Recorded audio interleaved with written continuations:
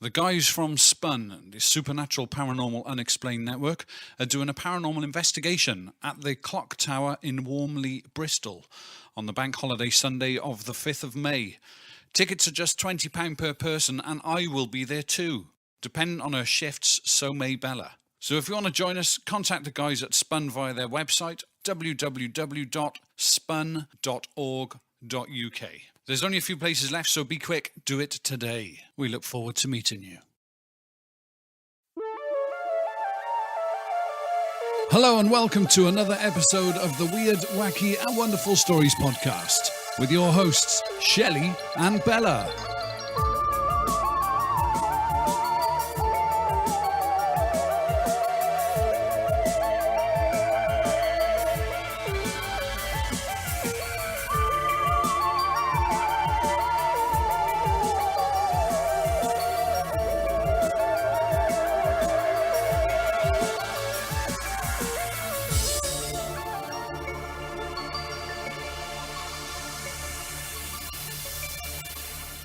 Hey everybody, and welcome to episode 45 of the Weird, Wacky and Wonderful Stories podcast. Hello. And today we got a really special guest for you. But before we go into who our guest is, although if you've looked at the title of this, you already know. Very funny.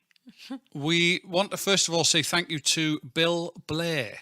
He is the chap that has produced this new intro music that you've heard today for the first time. Yeah, thanks, Bill. Yeah, and he's done it especially for us. So if you guys are interested in getting something for yourself, if you're interested in getting some music for maybe a podcast or a radio show or something else that you're doing, then pop along to his YouTube channel, the information for which is in our show notes. Now on to today's show. We have for you, as I said earlier, a special guest. This is somebody who we've actually mentioned in a previous podcast before that we've done on near-death experiences. Actually, we've mentioned her in a couple of our podcasts. That's true. We have actually, yeah. Yep. She is a doctor. She did a PhD actually in the study of near-death experiences. She is probably the foremost authority on it. She's author of the book, The Transformative Power of Near-Death Experiences, and she co-wrote that with Kelly Walsh. Please welcome to the show, Dr. Penny Sartori. Hi, Penny. It's really great to have you on the show. Hello, Shelley. Hi, Bella. How are you doing? You all right? Very good, thank you. So can you, before we get started, can you let our listeners know who may not be familiar with your work a little bit about yourself? I used to work as a nurse, and I worked as a nurse in intensive care for 17 years. And due to the nature of my work, you see death quite a lot in the intensive care unit. And it was a connection I made with one patient who was clearly dying. That changed everything for me, and it made me question what happens when we die. What is death all about? And as a result of that, I started reading about death, and I realised that, working in intensive care, I was in the ideal place to do some research of my own. And so that's what I did. I did some research, and for 5 years I interviewed patients who were in intensive care, and I was interested specifically in near-death experiences. And then at the end of the 5 years, it took me another 3 years then to analyse the data and to write it up. And that's when I was awarded a PhD for my research then into near-death experiences. Can you talk to us about maybe the process that you went through in terms of the sort of scientific analysis of the NDEs? Yes. Now, a lot of before embarking on the research, I wanted to see, is there any possible way that I could explain these near-death experiences? So was it something like the brain shutting down, as we approach death? Is the brain just kind of shutting down and becoming dysfunctional? I thought, well, we give the patients a lot of potent drugs in the intensive care unit, and I thought, is it because of the drugs that we give into the patients? I looked at then the theory that lack of oxygen could cause these experiences. And then I also wanted to know, were they simply hallucinations as well? Because in intensive care, you do see a lot of patients who are clearly hallucinating. So I was just wondering, were near-death experiences some sort of hallucination? So what I did is I went through all of the records of the patients and checked which drugs that they were on, if they had, what their blood levels were like, and if they'd been hallucinating. And what I found in the analysis was that it wasn't due to the drugs. If anything, the drugs that we give patients are more likely to create a confusional experience, turn it into something very confusional. And I realised that the patients who had been given large amounts of drugs were less likely to have one of these experiences. So that was an interesting finding that I wasn't really expecting. And also when I analysed the data, some of the patients were ventilated at the time of these experiences and their oxygen levels were normal. So it didn't seem to be related only to oxygen and abnormal blood results. With regards to the hallucinations, I also documented patients who were clearly hallucinating as well. And I followed them up as part of the research and I questioned them. And I noticed there was a difference between the group of people who'd had a near-death experience and the group of patients who had had hallucinations. Now, with the near-death experience, the patients were adamant that this was a real experience. And unless you'd had the experience for yourself, there was no way that you could understand it. They were also able to recount it. Yes, what they reported were things that were actually happening at the time that they were deeply unconscious and things that were going on around them. So, if they were so deeply unconscious, they should not really have had any awareness of that, but clearly they did. They were reporting things that were going on during that time when they were deeply unconscious. Now, with the patients who were hallucinating, those patients they could rationalize that they had been hallucinating. They all said, "Oh my goodness, I'm really embarrassed by my behavior. I was hallucinating now. I can see that I was hallucinating really badly." And when I did investigate those hallucinations as well, what I found was that they were hearing things in the background. So it was things like staff conversation, the noise in the intensive care unit of all the machines in the background, the alarms on the monitors, for example. So they were hearing all of these as they were coming around from and waking up from sedation. And then that was contributing to hallucinations, a build-up really of all of the drugs that they had in their system. So the two experiences were clearly very different, I know that you were present for one account of the NDE that you speak about, and I believe you refer to this patient as patient 10. That's right, yes. Now, patient 10 is the strongest case in the study, and I happened to be looking after him on this morning, and he'd been in intensive care for quite a few weeks, and he was still ventilated, but he was making a good recovery. So we decided to sit him in the chair because it's very good for the patient's posture and it's good for their muscle tone. And we sat him in the chair, and as soon as we'd sat him in the chair, he looked uncomfortable, and then the alarm started alarming to say his oxygen levels were dropping a little bit. So I gave him some extra oxygen, which sorted out that problem. And then his blood pressure dropped as well, very low, and his heart rate went into a very brief, fast rhythm. So my colleagues called the doctors, and he started then to get very clammy, and he looked grey. And all of these are signs that there's a potential cardiac arrest that could happen. So we literally got this man back into bed in a matter of seconds. And by this time, he was deeply unconscious. So the doctor came and examined him and gave him some fluid for his blood pressure, which resolved that problem. And the doctor had to go away to another emergency. Now, after a few minutes more, the blood pressure started to drop again. So I went off, find another doctor, and the consultant happened to be walking into the unit that day for the first time. And again, he examined the patient. He shone a pupil torch in his eyes to check that his pupils were reacting. And we gave him some more fluid, and then his condition started to stabilise. So the consultant went to his office.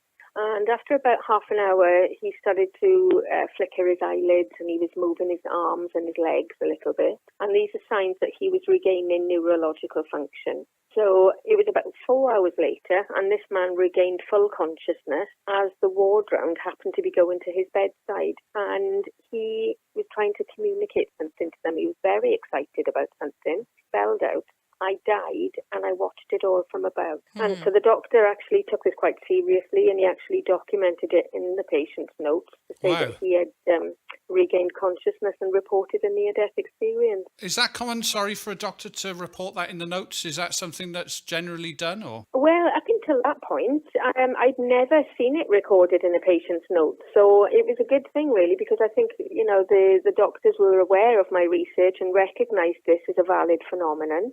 And as a result, then they actually documented that as well. And when I went and interviewed this patient then in depth, he described everything that had happened. And what he described happening was what happened when he was deeply unconscious. So he wasn't at that point responding to deep, painful stimuli. He wasn't responding to anything at all. And what he reported was very accurate. First of all, he reported which doctor had examined him, although he hadn't seen that doctor that day prior to losing consciousness. He described what the doctor did with shining the pupil torch in his eyes. He described the physiotherapist looking very nervous and poking her head around the curtains, and that is correct. And when that was happening, he was deeply unconscious. And he also reported me cleaning his mouth with a pink sponge and suction catheter as well. And so everything that he reported was accurate, and I know because I was actually there at the time. Further to that as well, not only did he have the out-of-body experience, he also described going upwards into like a pink room. And in that pink room was his dead father, his dead mother-in-law, who he'd never met, recognised from photographs, and also there was a man standing between them. And he said, I'm not sure who this man was. He might have been Jesus, but it's not what I expected Jesus to look like, because his hair was long and scruffy and needed to be combed. He said he was really happy where he was. The pain that he'd been in previously just disappeared. And he said it was the most loving feeling he'd had, and it was just a lovely place, and he wanted to stay there. But his father was calling him, but the Jesus figure said, no, it's not your time, you have to go back. And he said as soon as he said those words, everything kind of faded, and it was as if he rolled backwards into his body. And as soon as he entered into his body, he was in immediate pain. And he said the pain was so bad, he said he wished that he was dead, because but he said it was a lovely experience, and in fact he kept coming back to the intensive care unit to try and tell other patients not to be afraid of dying, And another interesting aspect of this case as well is that this man has cerebral palsy, and he was 60 years of age at the time of this experience, and his right hand has always been in a permanently contracted position. Now, after the experience, when I was doing an in-depth interview, he misinterpreted one of my questions. And he said, oh, yeah, look at this. I can open out my hand. And he just opened out his hand fully. And I didn't realise how significant that was at that point. It was only when I went back and discussed this with the doctors and the physiotherapists, and they said that physiologically that should not have been possible, because the tendons in his right hand would be in a permanently contracted position. And in order to open out his hand fully, he would have to have some surgery to release the tendons. So I checked in his medical notes to see if he's had any hand physiotherapy or something like that, but he hadn't. And so that is something that we can't explain. But that is fascinating to me because, think about how many other people out there have got similar ailments. And if we understood how that happened, we could help millions of other people without having that surgical intervention. So, and it would save the NHS millions of pounds as well in the long run, To purposely induce it so that it could happen, yeah. If there's some way that we could understand how that has happened, how many other millions of people we could help as well, You said that when you initially went onto that ward, you were almost given a heads up, if you like, by the other members of your team that this was going to happen this morning. And sure enough, you got onto the ward, and a couple of hours later, the person that they'd spoken about then passed. To a layman like myself, it begs the question that if this is known really within the medical profession, how come it's not more widely known amongst everyone else? And I guess the second part to that question is that if it is so well known within the medical profession, is there any sort of training, or is there anything in the handbook that says, this is the kind of thing to expect? And, if you see patients exhibiting certain actions or reactions to things, that this is what's on the horizon? Well, that's the thing, you see, because it was never in my nurse training, things like that. It was those are things that I picked up when I was on the ward. So the nurse training itself never covered things like that. But clearly, yes, nurses are very much aware of this. But, some people are interested in it, some people aren't. And I think certain people will pay attention to it, but others just kind of like carry on as if it's, one of those things. But I think it's something that we need to include into the training of nurses, absolutely do. Just because we can't explain it doesn't mean it doesn't happen. And I think these experiences, the end-of-life experiences, which, it's very common to see patients as they're dying or a few days before they die, they start to communicate with dead relatives or friends. And, sometimes it's relatives and friends that they didn't know were dead at the time as they were dying as well. And so I think there's a lot, it is very widely known, but no one has really done much research into it. So I think, first of all, we need more research into it.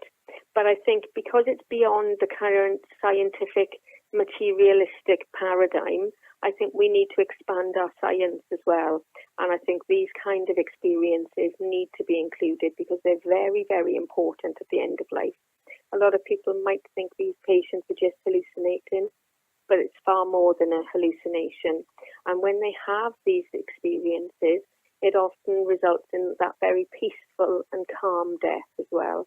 I remember years ago chatting to a consultant who worked in the hospice, and she said to me, patients who had previously had a near-death experience were more likely to have that really pleasant and gentle, easeful death, They know what it's like. Yes, that's right, yeah. I work in a care home, and I've seen that where you could have somebody who really is on high doses of pain medication and they just come out with some really strange things, and well, that doesn't make sense. And then near the end, they will suddenly start to talk clearly and they'll start to make sense, and they're obviously talking to someone, which I found really interesting. Yeah. And then they do go much more peacefully. Almost like they're being guided. Yep. Yes, yeah, that's right. Absolutely. That really does. That's very common, and it's very widely kind of talked about amongst nurses, but no one really then does much with it, It's interesting, and I think we are seeing changes because we've got more and more people doing other kind of work now. There's a lady called Felicity Warner who is doing soul midwifery, and she trains people to be end-of-life companions to people. And I think, though these are such needed roles, and it's understanding that dying process, because we don't talk about death and dying as a society.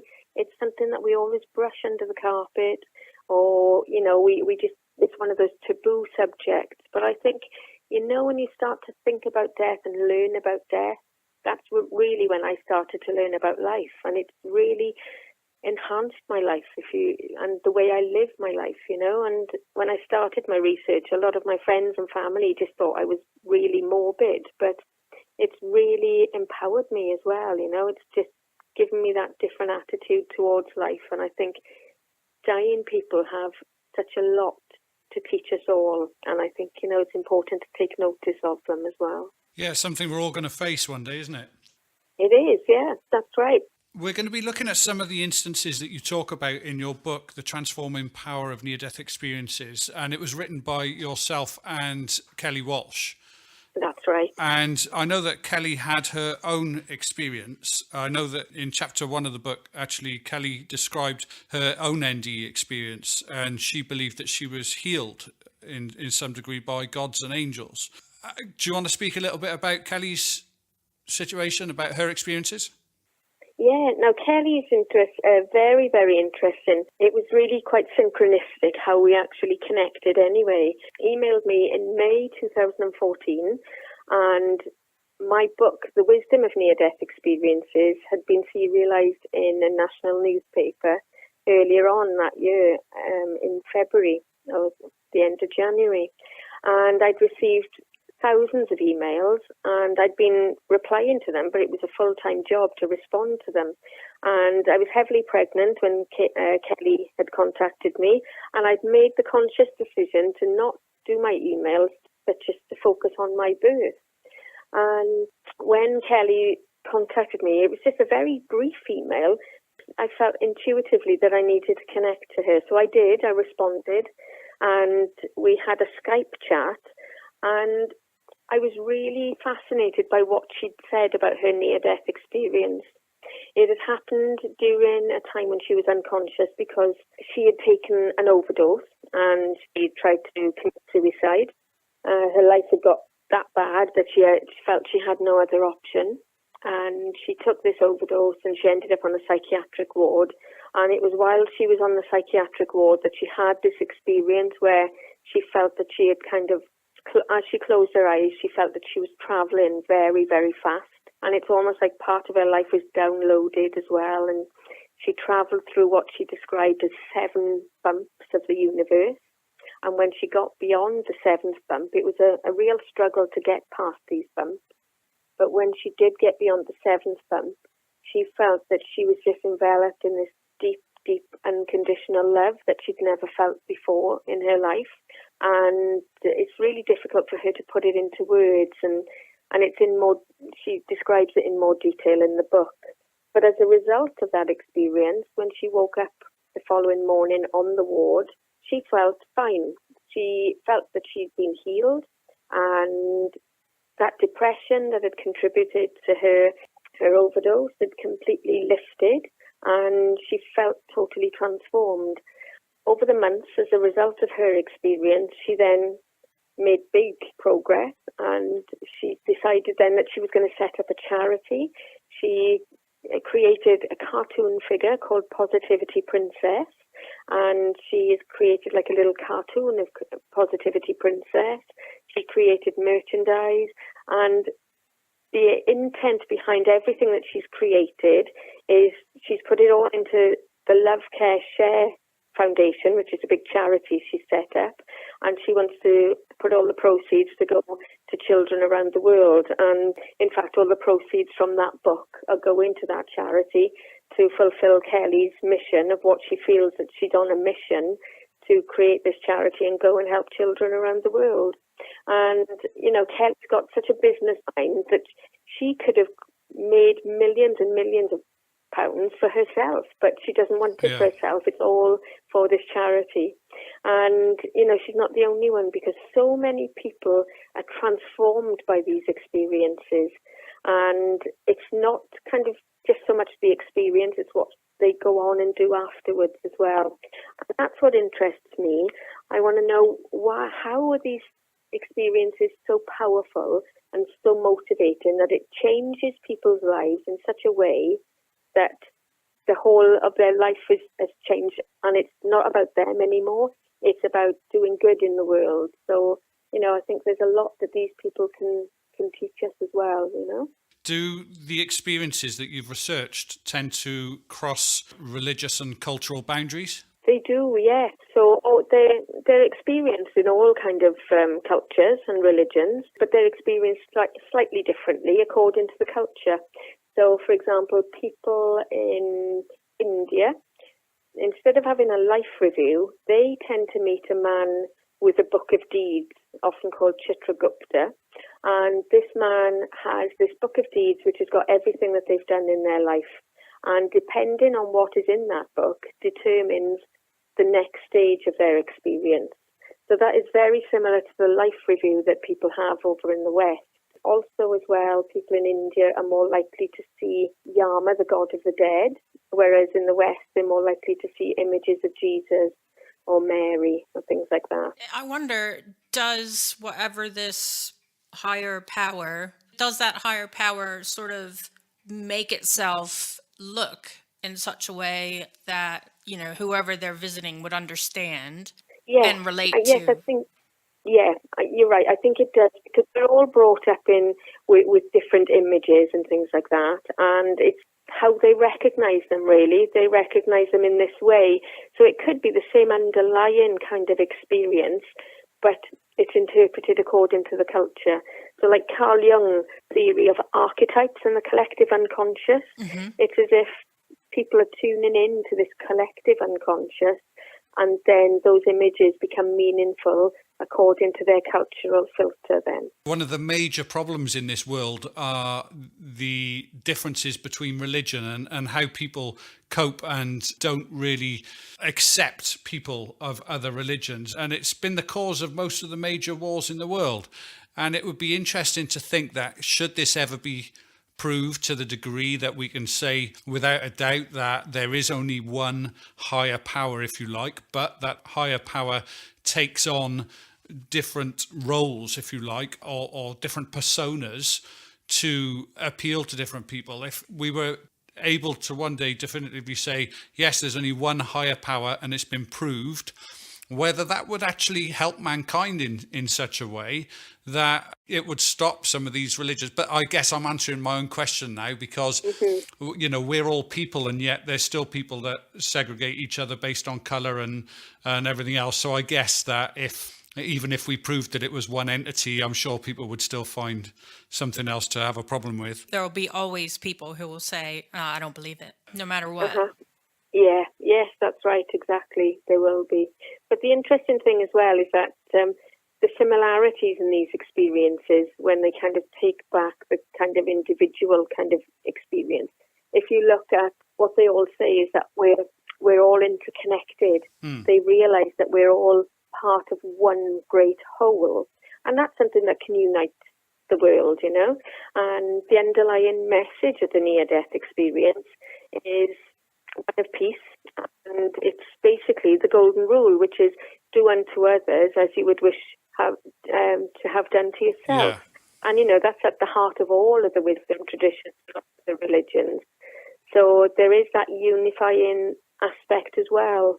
So maybe if everyone had more of an understanding and knowledge of near-death experiences, that in itself could help to unite the world, you know? Yeah, definitely. I was reading your book, and it was interesting that there are people who have a near-death experience and sense demonic sort of entities or forces, and these people often reform after this experience.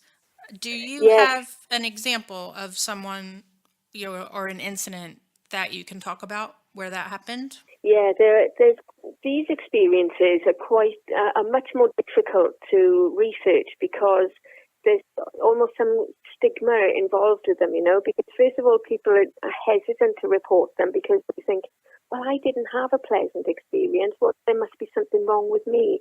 Am I a bad person because I had this frightening experience?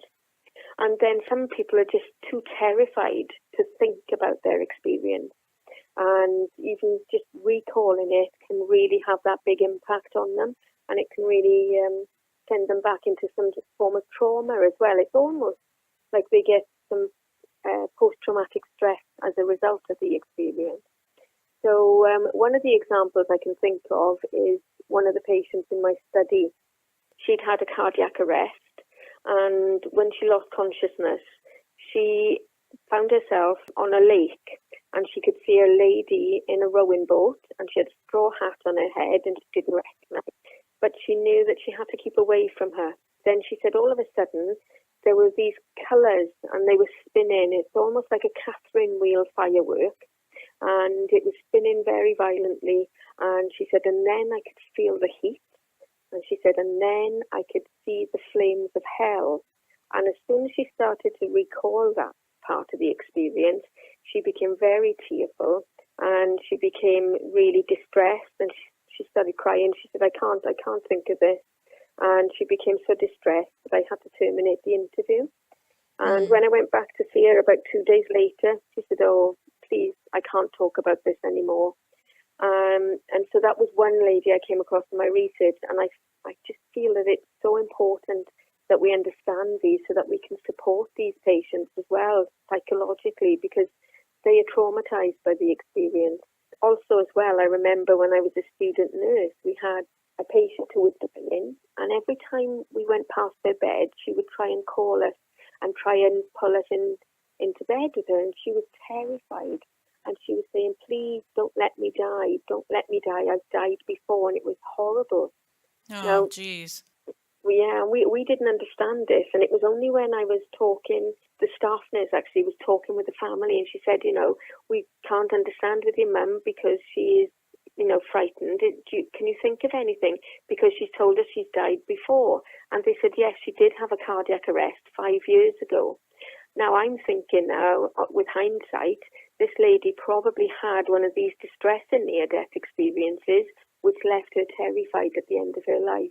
And she had quite an unpleasant death because we had to sedate her for her own safety because she kept trying to climb out of bed, And I just feel it's vital that we provide patients with this psychological support to help them understand their experience and for it to be less impacting on them, really. And I know that you refer to the fact that this doesn't always just happen to what we would perceive as bad people. No, that's right. Now, whereas a lot of people, the research that's been done has kind of looked into things. Is it just bad people or things like that? But it's not. It can happen to anyone. And another thing that's been kind of looked into as well is perhaps it's people who are used to being in control, because it's almost like it's a failure to relinquish the ego. Because when they start to relax into the experience rather than resist it, that's when it can turn into a pleasant experience. So it could be our ego, that we're holding on to our ego, and then when we relax it can turn into a pleasant experience. Well, that's me buggered then, because I'm a bit of a control freak. Remember to relax. I will. I'll take that on board. You say about, obviously, the fact that maybe there should be some support for people who've been through an experience like this. Are there any sort of places that you can go to find that support? Well, there are now. When I started doing my research, there was very little support, and there's quite a lot in America because it's the International Association of Near-Death Studies. And they have lots of groups all over America in the various different states. There was one in the 1980s in the UK, and that was run by Dr. Peter Fenwick and David Lorimer. That didn't go on for many years. So one of the ladies in the book, actually, Gigi Strahler, she contacted me a while ago, and she was looking for support because she'd had this experience and she was trying to understand it. We were in contact for a number of years before she actually finally disclosed everything that happened to her, and she was trying desperately to understand her experience. So she went through years of a lot of therapy. As a result, then, when she came through the other side and had this deeper understanding, she is now set up NDE UK, and that is a support group as well. So it's based in London. It's still in its early phases at the moment, but her vision is to have, again, lots of different support groups all over the UK, and then have like annual conferences so people who are still trying to understand their experience can go along and meet up with people who understand them because they've gone through that experience as well. And that's the difference, isn't it? Because as much as you can have an open mind and as much as you can want to support someone, unless you've actually had an experience, you just don't know what it's like. Yes, that's it. That's right, exactly. So,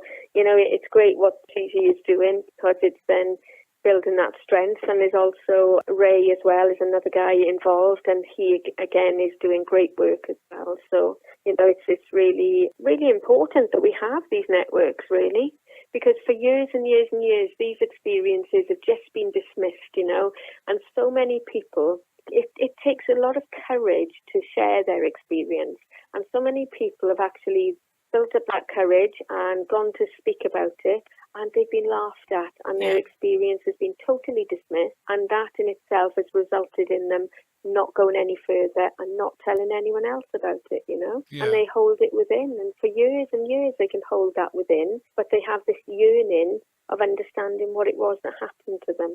Does hypnosis play a part in either allowing people to recount their experiences in more detail or to maybe soothe their concerns afterwards? No, it can do, but that's an interesting question because I remember when I first started on my research, I read a paper which warned of having hypnosis as well, because if you go back to the time of your experience, there were some cases where patients had actually gone back and developed the symptoms that they were going through at the time. So it's very important that, this is done with reputable hypnotists who has got lots of experience, because you don't want to go back and induce something like a cardiac arrest as well, you know. So, but I do know of patients who have gone back and had hypnosis, and as a result, they've recalled an experience that they'd never consciously recalled at the time it happened. In fact, Ainsley, who is in the book, The Transformative Power of Near-Death Experiences, he had hypnosis, and it took him back to the time when he had an accident when he was a teenager. And instead of it being blank, which he recalled, under hypnosis, he recalled a full near-death experience. So things made sense to him in his life as a result of having that hypnosis then. So he had that recall of the near-death experience that he'd not consciously had. And that, to me, is very interesting as well, because when you look at the research studies, there's between 11 and 20% of patients who survive cardiac arrest recall a near-death experience.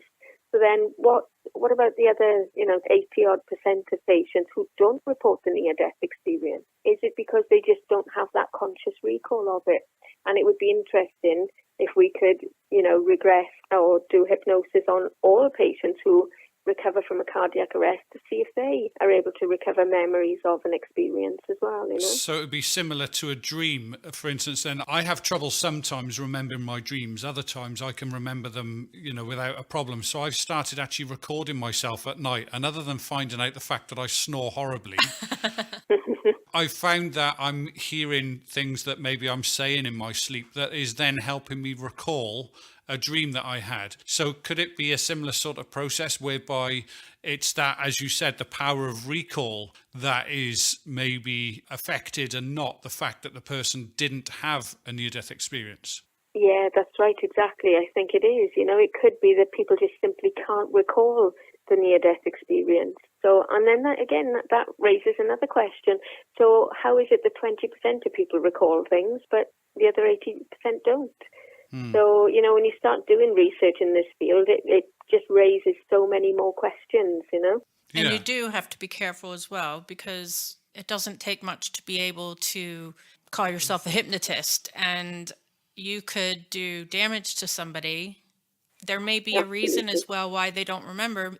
Perhaps it was a bad experience. Yes, that's it. Absolutely. It is. If anyone is thinking of hypnosis, I would really advise against it. But if you really want to, then, be very cautious and make sure that you do have a very reputable therapist who does have lots of experience of doing this. So moving back onto the more positive aspect of these NDEs, because I don't want to leave people worrying about it, there are some instances where people return from these experiences with a new skill or knowledge. Yeah. Can you speak more about this? Well, yeah, I think that probably the best example of this that I've got is a lady called Raja Ben-Amour. And I met her when we both spoke at a conference in Marseille in France in 2013. Now, Raja, she just works in retail. And she went into hospital, she had some routine surgery. And as soon as the anaesthetic was administered, it took her back into a near-death experience. She had a life review. She went back to the time of her own birth, but not only to her own birth, she went back and described the birth of the whole of the universe. She felt that she had shrunk down into the size of an atom and had travelled all around the inside of her body. And when she came back, she had lots of different changes. So she had multiple changes in her electromagnetic field. She couldn't even touch a metal door handle without having an electric shock from it. Anything like electrical equipment was malfunctioning in her presence. Wow. She couldn't wear wristwatches. And this is quite a common trait after a near-death experience, but she experienced it in the extreme. And when I met her, although we were indoors, she had big, thick sunglasses on because she's got light sensitivity as well as a result. And the lights were hurting her eyes. But also, she then developed this knowledge of quantum physics. Now, she'd never studied it in her life, and it motivated her to go and enroll on a course at the university. And the interesting thing in this conference is that the organisers had actually interviewed her university professor. he said he was amazed how she could have this knowledge. It's very deep-seated knowledge that you couldn't just acquire through reading books or doing a short booster course. This is something that, and what she was writing about in her papers, he felt, was beyond his own knowledge as well. And some of the things that she'd written about in her papers had then subsequently been verified by publications in physics journals as well after she'd written them. That is, just incredible, That is astounding. So you mentioned that she had an influence on electrical equipment, so watches, I presume, things like computers and mobile phones and that sort of stuff as well. So presumably that kind of effect could be measured. Yeah. Has she undergone any kind of scientific testing that can measure a difference between her and, let's say, someone who hasn't experienced this type of near-death? Not that I know of. I don't know. She might have done in the time since I've met her, but not that I know of. But that, again, is an interesting thing that I would love to do more research on, because, we could measure the electromagnetic fields of people who have a near-death experience and learn more about that as well. But it doesn't affect everyone who has a near-death experience either. So Right. It's quite a difficult one. But I know so many people who have said, they've had really expensive watches and they've stopped working for them. They've taken it to the jewellers. The jeweller can't find anything wrong with it. Other people will wear the watch and it's fine, but it's just on that person who's had the experience. It's really fascinating, and I know it can be very costly for some people I've spoken to because their computers crash every 6 months. They have to renew their computers. It's something that really is fascinating to me. It is interesting because a lot of people who do talk about their NDEs say that they've seen super bright light, they've been into that light, and they can physically, their body just becomes, like you said, atoms and maybe they are in some way exposed to something. Somehow charged. Yeah. Mm-hmm. Yeah, it may well be, and I would, I'd love to research that further. There you go. That's your next book. Yes. So, in your opinion, do you think synchronicity and NDEs are linked? Well, they could be. I know when you start to notice synchronicities, it could well be. And I know Kelly in particular does have a lot of synchronicities. And I think maybe they're always there, but sometimes we just don't pay attention to them. And when we start to pay attention to them, we notice more and more of them, And it does make a lot of people have a lot more focus, and they do notice more detail about things after an NDE. Yes, they do. In your book, I was really interested in Jeff's story, how he envisioned himself holding his son and then being held by God, and how he talks about the issue of free will, that he actually does have a choice. Can you talk about that? Yeah, so free will and things. Well, that's interesting because a lot of people kind of, when they have the near-death experience, it's almost like sometimes they're given that choice to return and sometimes they're not. Some people kind of get sent back by the relatives, but some people do get that option. And there's one lady I can recall in particular, and she said she was told you've got a choice. You can either stay here or you can go back. And she doesn't remember making that choice. She just remembers waking up in the hospital and not recognizing anyone around her. And it varies really from person to person how they perceive that aspect of it as well. But Jeff's experience is fascinating, and the depth that he goes into in that chapter. It really was. And and he does a lot of public speaking as well around this, so he has been, it's probably one of the things that's helped him to cope with the tragedy of what happened, So. And this is a reason why our listeners should buy the book, because there are amazing things in that book that just totally blew me away. Which accounts and experiences gave you the most comfort, Penny? Oh, gosh. Well, all of them, really. I think every one of them is really inspiring. And I'm inspired by the work that continues after their experience, It's those transformational aspects and the work that these people go on to do. And it's all about being of service to others, and it's helping the greater good, really. So, I'm inspired by all of that, and I just think it's absolutely fascinating. And, another one like David Bennett in the book as well, he had this experience when he was nearly drowning. Yeah. And years later, he's overcome so many things since, and he had multiple myeloma, and he was expected to die. And his experience almost gave him that strength to overcome that. And here he is, a big, strong man, years and years later, So he didn't die as his doctors had predicted, And that, again, is phenomenal to me. It's something that the psychological strength that people get as a result of these experiences. The drive, like you said, it's always giving them the determination to want to do things for the greater good. Like you said, it's just amazing what some people have gone on to do. And you mentioned yourself earlier, Penny, you feel empowered by your research, that it's actually left you with that feeling of being empowered. So as well as obviously being empowered, how has it changed maybe your religious beliefs or your hopes and fears? How has your research impacted you in that way? Well, when I first started my research, I was quite an atheist, really. I didn't believe in a God at all. And I remember when I was a teenager being very angry at God because there was all this awful hunger in the world and these awful wars and things.